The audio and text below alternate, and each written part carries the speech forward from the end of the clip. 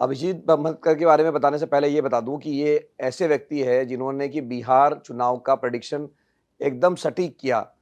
पोल तो दर्जनों आए, 15-20 पोल आए, लेकिन बोल्ड डायरी ने कहा था कि एनडीए को 184 से लेके 209 मतलब 184 से लेके 209 सीटें आ सकती है और अभी जब ये रिकॉर्डिंग हो रही है तब 205 सीटें मिल रही है एनडीए को। एनडीए को 200 पार पहुँचाने का कोई भी नहीं सोच सकता था। दूसरी बात उन्होंने कहा था कि महागठबंधन को 32 से लेके मतलब 32 से लेके 49 सीटें आ सकती है और अभी जब रिकॉर्डिंग हो रही है तो महागठबंधन एकदम 32 सीटों पर अटका हुआ है। बहुत-बहुत स्वागत है अभिजीत आपका। नमस्कार मिलिंद जी। तो अभिजीत बहुत-बहुत बधाई आपको ये एग्ज़िट पोल आपने बराबर किया, आपका दिल्ली का भी एग्ज़िट पोल मुझे याद है सही आया था। लेकिन इस बार तो आपने चमत्कार कर दिया, आपने सबको पीछे छोड़ दिया। तो ये कैसे हुआ ये? मिलिंद जी, पिछले 3 महीने से मैं बिहार चुनाव में अलग-अलग जगह पर काम कर रहा था।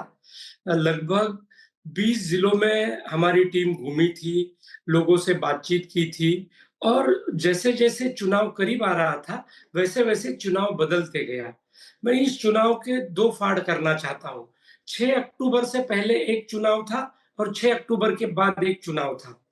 मैं इसलिए कह रहा हूँ कि 6 अक्टूबर से पहले एनडीए का टिकट बँटवारा हो चुका था। उन्होंने कौन से जाति का किस चुनाव क्षेत्र में उम्मीदवार देना है ये तय कर दिया था और सबसे अहम बात, इस चुनाव में किस मुद्दे को लेके जाना है और किस मुद्दे को हमें लोगों के सामने नहीं रखना है, इस सब की रणनीति हो चुकी थी। इसके विपरीत महागठबंधन ने चुनाव लड़ा था।